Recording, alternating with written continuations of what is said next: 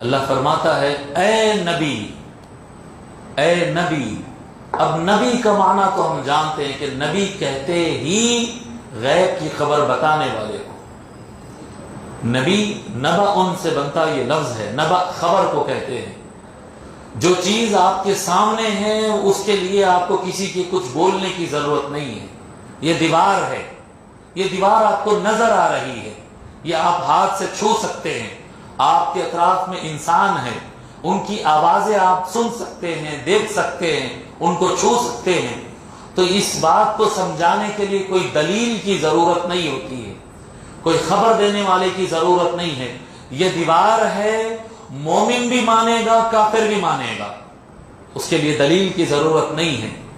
لیکن اس مسجد میں دیوار اور انسانوں کے علاوہ اللہ کے فرشتے بھی موجود ہیں۔ اب فرشتے نہ دکھائی دیتے ہیں، نہ سنائی دیتے ہیں، نہ چھو سکتے ہیں، نہ چکھ سکتے ہیں، نہ سونگ سکتے ہیں۔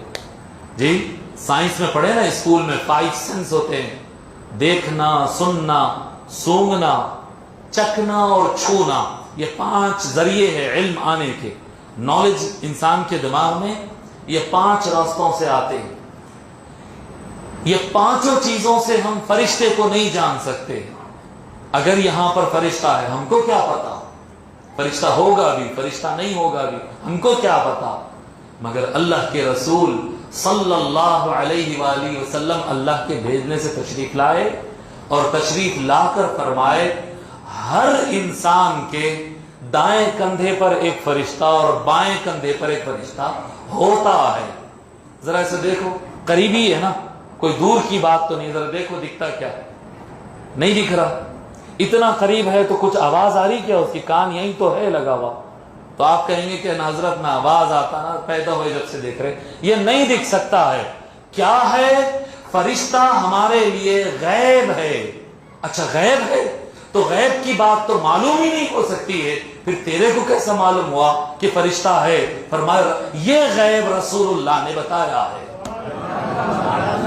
کلیئر ہو گئی بات؟ لوگ کہتے ہیں کہ رسول اللہ کو غیب کا علم نہیں ہے۔ ارے بابا، جتنی غیب کے باتیں تجھے معلوم ہے، قیامت آنے والی ہے، کس نے بتایا؟ کہاں سے پتا چلا؟ اللہ کے سابق میں اللہ کے کئی رسول اور نبی آ کر گئے، تجھے کہاں سے پتا؟ سمجھ میں آ رہی بات؟ مرنے کے بعد قبر میں سوال ہوگا، کس نے دیکھا؟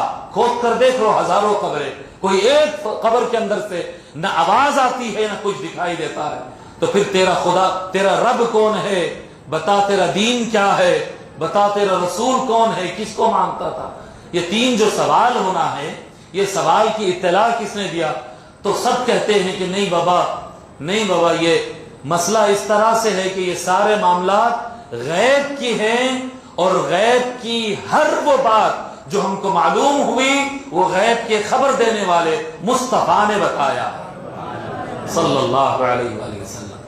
اور اگر جو دنیا میں نظر آتا ہے بس وہی بتانا تھا تو اللہ کو کوئی نبی بھیجنے کی ضرورت ہی نہیں تھی۔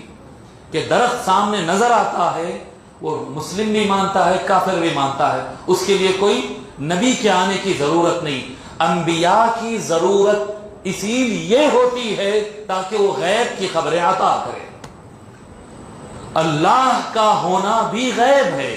اللہ ایک ہے، کس کو معلوم؟ دیکھے کیا جی، مسجد میں آ کر ہم کہتے ہیں ماشاءاللہ دیکھو یہ مسجد میں سو ہزاروں لوگ موجود ہیں، ہم دیکھ رہے ہیں، اس لیے کہہ رہے ہیں، اس لیے کہہ رہے ہیں۔ لیکن اللہ ایک ہے، 10 ہے، 100 ہے، 1000 ہے، کیا معلوم؟ ہم کو نہیں معلوم۔ پھر گواہی دے رہے ہیں نا، میں گواہی دیتا ہوں کہ اللہ کے علاوہ کوئی معبود نہیں۔ کیسا دے رہے ہیں گواہی؟ گواہ تو دیکھنے والے کو کہتے ہیں، کہتے ہیں ایمان اسی کو کہتے ہیں کہ آپ کو جس بات پہ دیکھنے سے بھروسہ ہوتا ہے، اپنی آنکھوں سے زیادہ بھروسہ جب رسول اللہ پہ ہو جائے اسی کو ایمان کہتے ہیں۔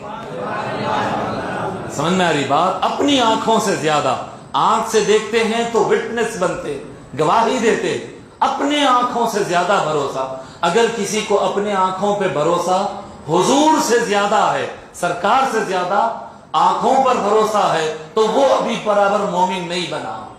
مومن بنتا ہے کہ اپنے آنکھ، اپنے کان، اپنے دل اپنے دماغ سے زیادہ بھروسہ آقا رسول اللہ پہ ہو جائے۔ اللہ نے فرمایا الذین یؤمنون بالغیب، کامل ایمان والے وہی ہے جو غیب پر ایمان لائے۔ پتہ کہاں سے چلے گا؟ مصطفیٰ بتا دیں گے صلی